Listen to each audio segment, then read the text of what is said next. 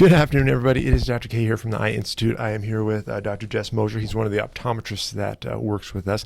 Jess, how's your day been going? Pretty well? It's going great. Great day, yeah. What are you seeing a lot of these days in clinic? A lot of probably some post-op checks and some routine stuff. What else do you find? You know, I do a lot of the general stuff here. So Okay. like I said, it's a lot of post-ops. Today I saw some floaters. That's kind of a popular thing.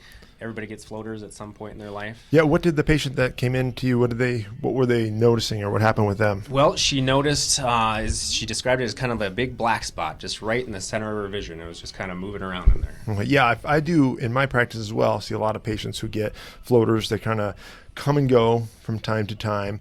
But what's most concerning to a lot of patients is when they get floaters acutely, like all of a sudden, you know, in the matter of an hour or two, they've got some big blob of a floater just sitting in the middle of their vision. And it's really disconcerting, I think, for patients because they don't know what's going on. Absolutely. Was that the case today for you? That was the case, yeah. She didn't really understand what it was. She didn't know what to do about it, so she came and saw us. She came in. So did she call this morning and then just come on in, or? No, I think it was probably scheduled a couple weeks out. So Oh, it okay. wasn't too acute, but Okay. still enough that she was kind of worried about it. Yeah, because a lot of times we'll get those patients in, you know, within a week or so when it's real acute.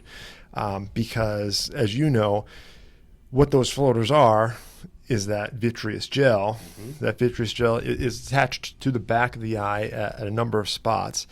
And as time goes on, that gel turns from more of a solid to a liquid. Mm-hmm. And then as that liquid develops, it pulls on the back of the eye.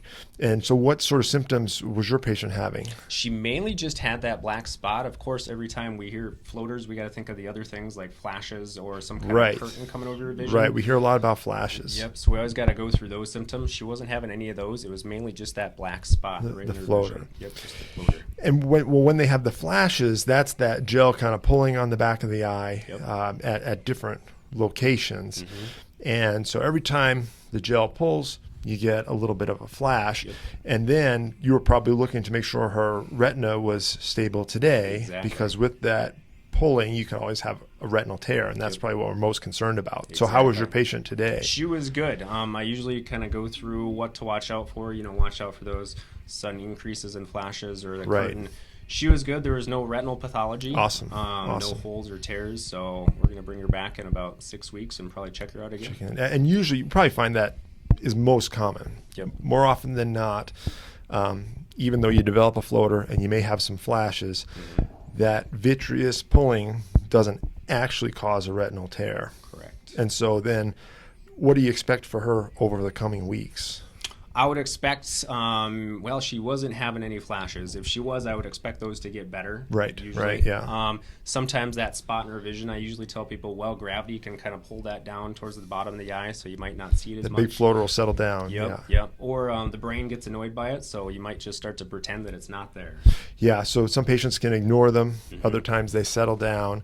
But probably more often than not, the increase in floaters and flashes settles down and isn't really something to worry about. But it's always good to get checked because you don't want that vitreous that is pulling and causing those flashes to cause a retinal tear. Exactly. Because if you have a retinal tear, that can become a retinal detachment, and that's more of an emergent situation. Exactly. Could lead to blindness. Right, and potentially surgery to be repaired. So if you do, what do you tell patients usually if they have a kind of an acute onset of floaters?